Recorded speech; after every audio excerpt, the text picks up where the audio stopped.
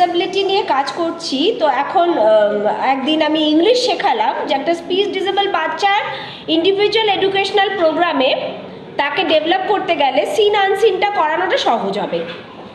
তারপর এখন আমি শেখাচ্ছি কী করে সায়েন্স পেপার বা যে কোনো এমসিকিউকে ওকে অ্যাটেম্প করানোটা যে কোনো ডিসেবল বাচ্চাকে সহজ হবে। তাই আমি এখন এমসিকিউটা অ্যাটেম্প করাচ্ছি। তোমাকে আমি এমসিকিউ করা শেখাচ্ছি, যে কোনো সাবজেক্টের এমসিকিউ থাকে, ঠিক আছে? এখানে দেখো এই এমসিকিউ এর মধ্যে এই সামনে করো, শুধু যেইটা উত্তর হবে শুধু সেই তিনটেই লিখবে না। এ দেখো এখানে 2-এর ক লেখা আছে, যেইটা মনে হবে হবে। রিডিং পড়ো আমার সাথে সাথে, যেইটা হবে লিখবে। আচ্ছা প্রথমটা আমি রিডিং পড়ে দেখাচ্ছি তোমাকে। এই বোর্ড নামাও। তৃষা কি হচ্ছে? হ্যাঁ, চিটিং আমরা বুঝি না। আচ্ছা এদিকে দেখো, ড্যাশের জন্য চামড়ার রং কালো। জানো কার জন্য চামড়ার রং কালো হয়? এই তিনটের মধ্যে সেরোটোনিন, মেলানিন, ডোপামিন। এটা শক্ত বোধহয়, এটা বোধহয় তুমি পারবে না। আচ্ছা তোমার জন্য সহজ।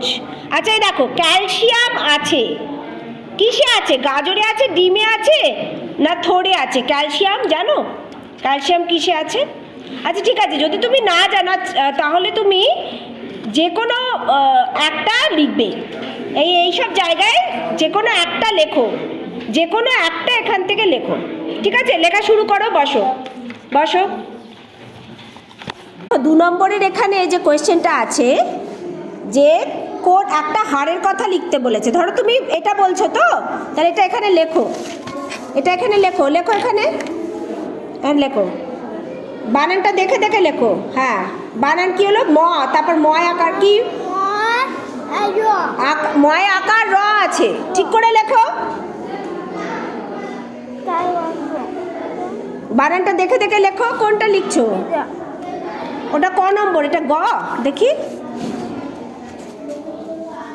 কোনটা বলছো? একটি পেশি, ঘ।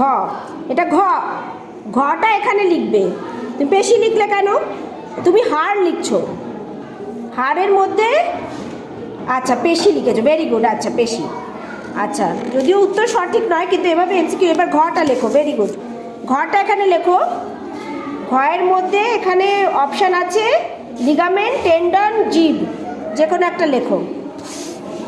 ঘটা লেখো তো দেখি পারছো কিনা। জিভ, হ্যাঁ ঠিক ঠিক হয়েছে, উত্তর মিলে গেছে। লেখো লেখো লেখো লেখো লেখো।